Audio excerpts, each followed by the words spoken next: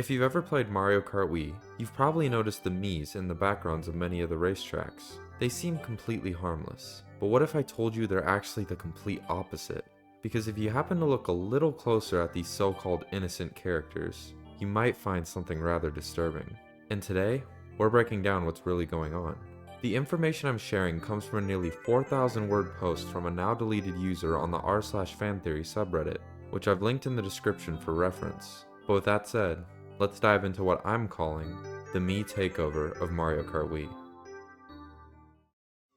If you don't already know, the Miis were introduced with the Nintendo Wii in 2006 as in-game characters, first appearing in Mii-based games such as Wii Sports and Wii Play, with players also being able to create and customize their own in the Mii channel. But by early 2008, their presence had expanded far beyond their own games and finally into Mario Kart Wii, where they would appear in the crowds as background characters in just 5 tracks: Luigi Circuit, DK Summit, Daisy Circuit, Moonview Highway, and Coconut Mall, containing their largest population and interestingly featuring a few business advertisements of them. And while it was a bit strange to have such a large number of non-Mario characters in a Mario Kart game, their inclusion still only seemed like nothing more than an innocent decorative addition to a few of Mario Kart Wii's Nitro tracks. But all of that changes once you finally complete the game and are greeted by this screen with all of the racers gathered together, and your Mii front and center in the frame. And you might not realize it yet, but by the time you see this picture, the Mii takeover is already well underway. You only get to witness it once you win the 100cc Special Cup and unlock the Mii as a playable character yourself, as it's by becoming the Mii and starting a race with it that you finally uncover what they've truly been up to all this time. This is where things start to get really strange, because the moment the race begins, the Miis are no longer just watching from the sidelines. They begin replacing and conquering the tracks they're in. Luigi Circuit. The centerpiece of the track, the massive Luigi statue, has been replaced by a Mii. Even the signs that once bore Luigi's liking now display Miis instead.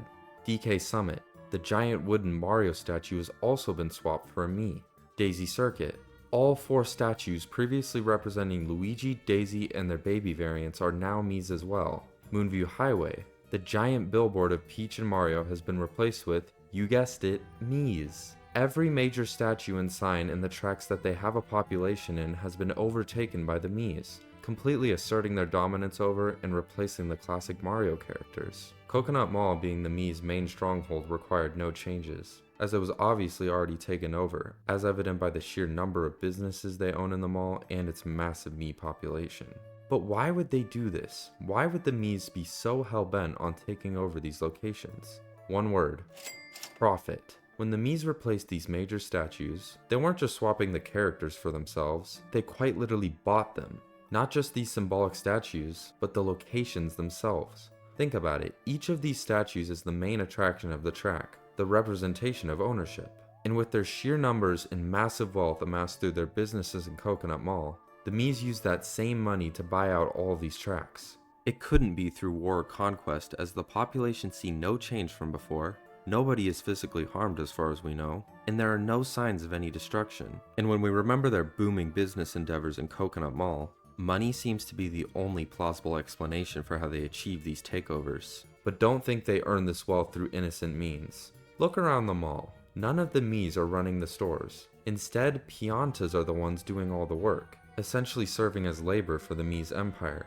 If they could run an operation like that, who's to say they didn't use the same tactics to take over entire tracks? And the Miis didn't only stick to the courses their populations are based in, as when we dig a bit deeper into the other tracks, we can see a clear expansionist agenda. Toad's Factory. The giant sign displaying a toad on the front of the factory gets changed to show a Mii, symbolizing them buying out the factory.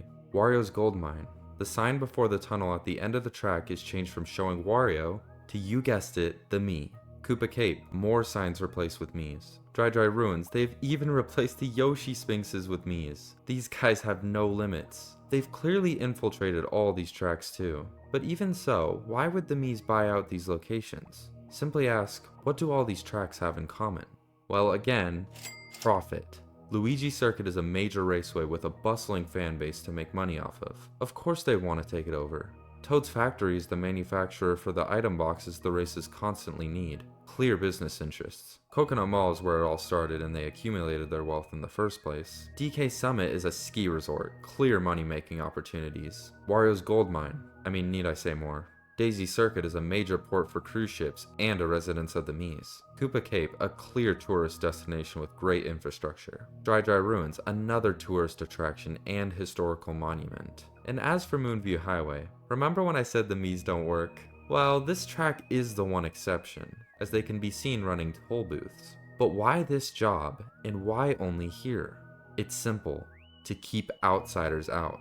These toll booths, positioned directly at the city's entrance, are run by the Miis to ensure that only their people have access to the luxury of city living, with the main Mii population being housed in the giant skyscrapers. And while they host races for the Mario characters, it's obviously only for business purposes, as that seems to be the only time they allow others in their city.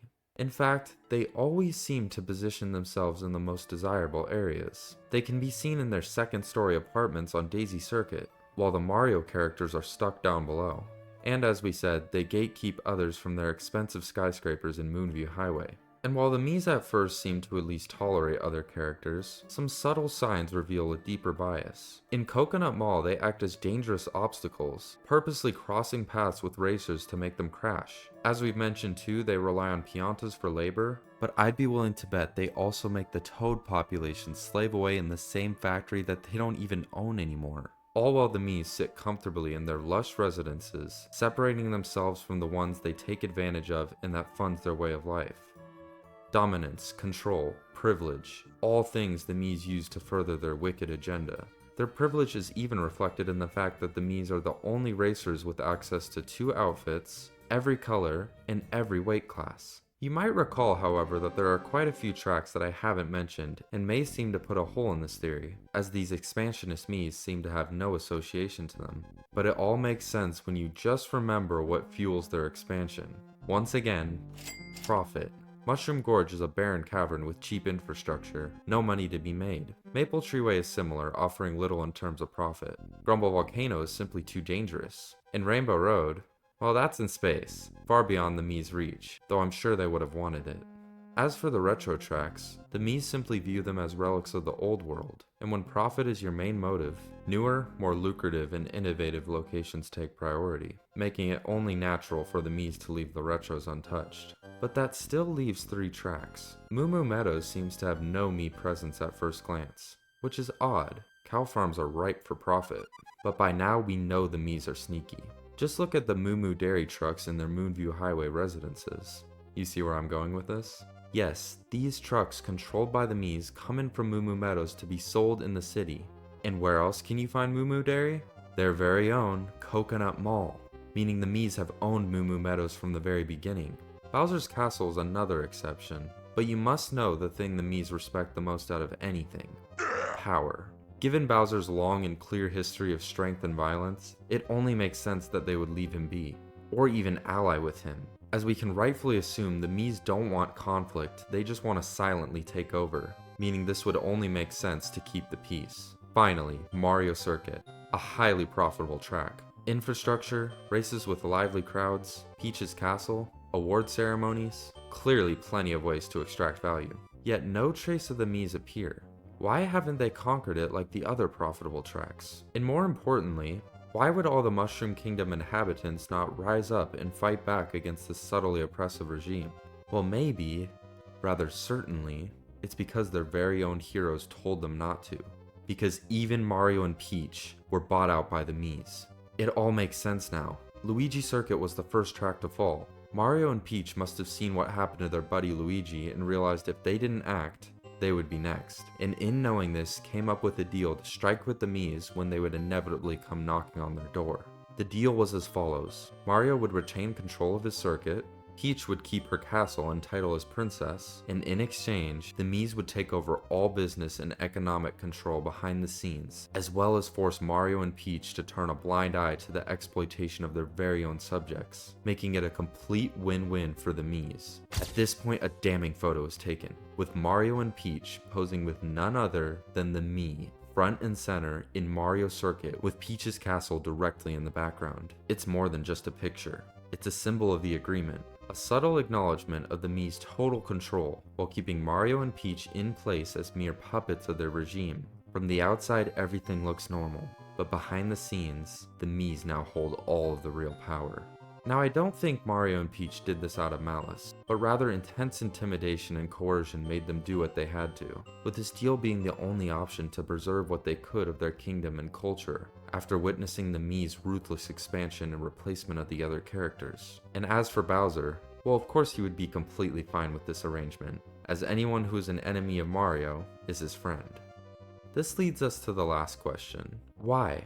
What is the Mii's motive to commit these vile actions? As we've said, they appear to think of themselves as almost better than others, being not so friendly to outsiders, only using them for profit and influence to reap the benefits of a fine living meant only for themselves. It's not just that the Miis use others to make money, they use it to shape reality, rewriting history and constructing a version of the world that puts their liking front and center only for themselves. And while the statues and signs revert to normal when you switch back from the Mii to a regular character, this isn't a flaw, but it was always part of the plan. To the outside world, and all the characters who just might not know the true scale of oppression being brought upon them, everything appears normal. Luigi still owns his circuit, Wario his gold mine, Toad his factory.